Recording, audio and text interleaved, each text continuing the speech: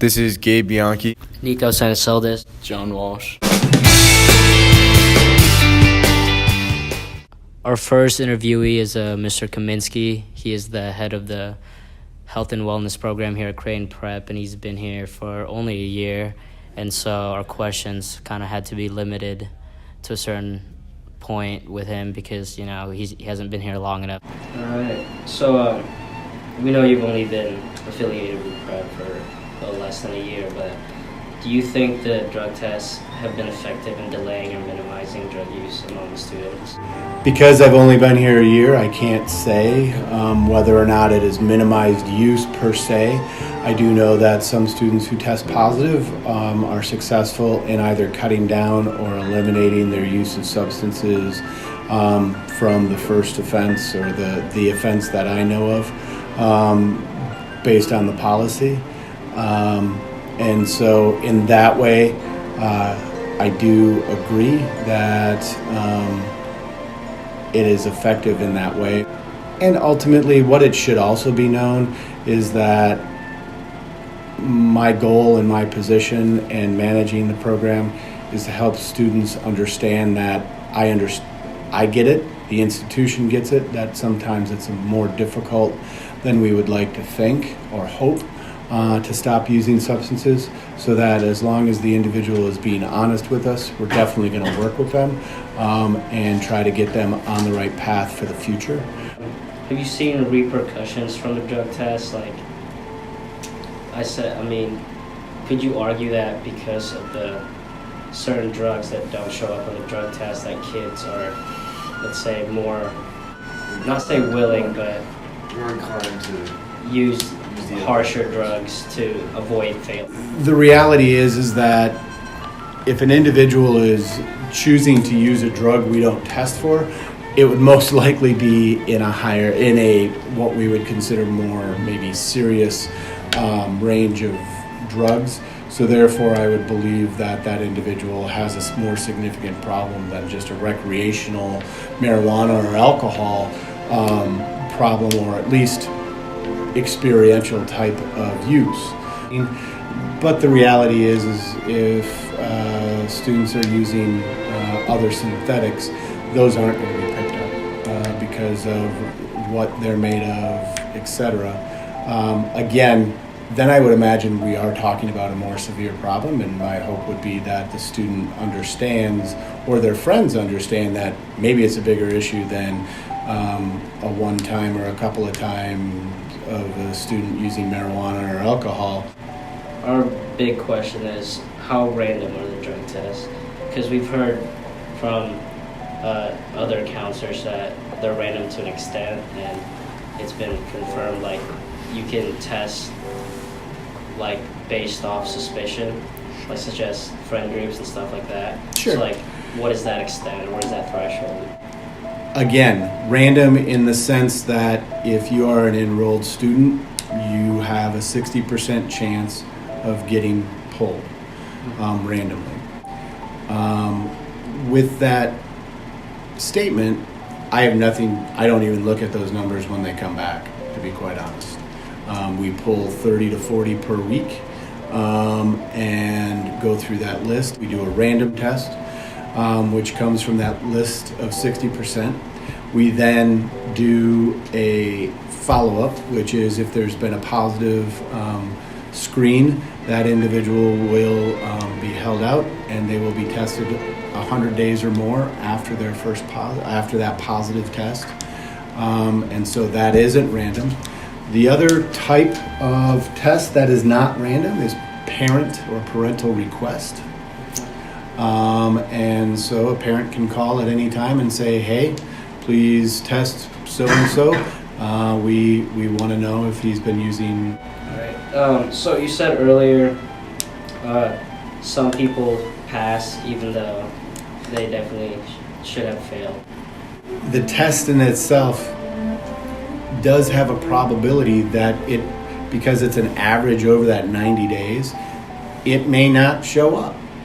It doesn't mean it won't show up if the person were tested another 90 days from now or 70 days from now or whatever it may be. Okay. So the system is sort of flawed in that, like, even if someone who was using daily could still pass. How does that work? I guess 'Cause as a student, students know what goes around outside of school, in school, talks, all that gossip.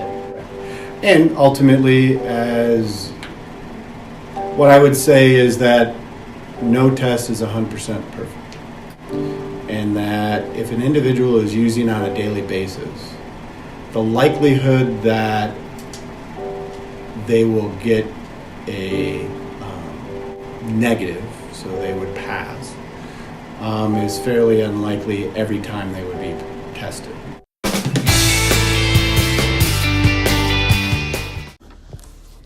For this interview, we're interviewing Mr. Brown. We chose him because he's the Dean of Students. He goes over the disciplinary actions he takes whenever some kid fails a second drug test. And he also talks about the rumors that might circulate whenever someone fails a drug test. All right, so first question for you. It's your first year here, so how do you feel about the drug tests from, not sure if your old school had drug tests, but... Yeah, my old school didn't have them, but they are transitioning to start having them. I think it's good. I think it's something that helps a lot of kids, deal with some things that they can't really deal with on their own. I think it helps parents understand more what's going on with their students that they may not know without it. I think it brings a lot of value to the whole education of an individual person. And it allows kids to hopefully not feel the pressures of society and do some things that they know will show up on a drug test. So when a kid fails a drug test, what's your role in that process?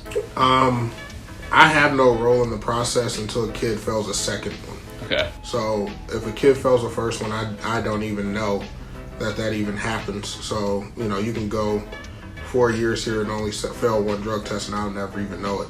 Okay. The only point where I come in is on the second time. Anything beyond a second failed drug test is when I'm involved in that process. So recently we've seen a couple kids get kicked out because of failed drug tests. Do you personally talk to them, or do their counselors mainly take control of? Well, first of all, no one's been kicked out for a failed drug test. Oh, really? That's never happened. Okay. That's the thing that, unfortunately rumors kind of spread that aren't very true.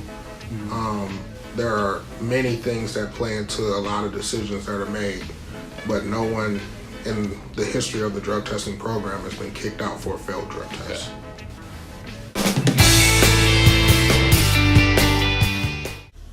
So for Mr. C, we're going to ask him his thoughts on the drug test and the effects he sees on students, negative or positive. Have you seen the effects of drug tests on students, like mental health, stuff like that? Well, so my fear is the effects on students from the drug test. I feel like right now it feels more disciplinary to me in some ways, if that makes sense. Like I just see huge consequences where a lot of Rather things are than gone. Rather than health, Yeah. health and wellness. Meaning, like, okay, can we actually get somebody the help they need? Through the process, and where they're not. It's not going to ruin their schooling. It's not going to take away from that. But just trying to actually help the individual and the care of the person. So maybe it takes more than 90 days. Maybe it takes a year. You know what I mean? To make sure they're okay. Yeah. And last question, do you think the drug tests are like completely random? Like they just send them in? I don't feel, I've had, the teachers will say they are, but for me, my room, sometimes in the art room, there's been times where I've had a whole class that's been tested. Yeah. Almost a whole class. Yeah. So if it's random, if some teachers only have 1 or 2 students tested, why do I have, God, at any given class, I could have 30 to 50 students tested. Yeah. I don't feel it's totally random. It feels like it's more, for me, when I look at it, I see friend groups that look like they're tested. Yeah. Like I see guys hang out, and then those all guys have red stuff at the same time. So I thought it was very interesting.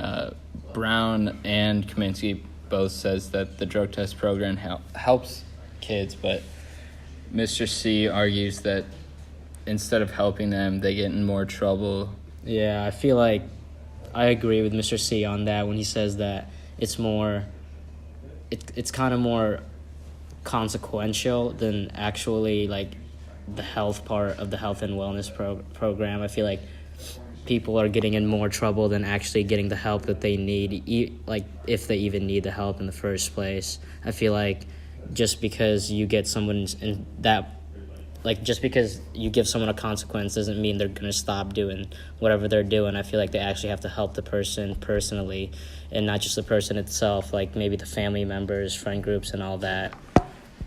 So after hearing all that, as you can see, we were able to debunk some rumors, such as the rumor that not every test is sent in, which according to Mr. Kaminsky is not true, and that they do send all the tests in. And anything else, John? I think that's about it. You got it covered. All right. Well, we hope that we were able to give you guys more knowledge on the subject. The drug test system here does play a very significant role in your time here at Prep, and not just for the students, but also for the faculty members as well that have to deal with students who fail multiple ones and are held out of sports and other competitive events. So this is Nikos Anasildis. John Walsh. And signing off.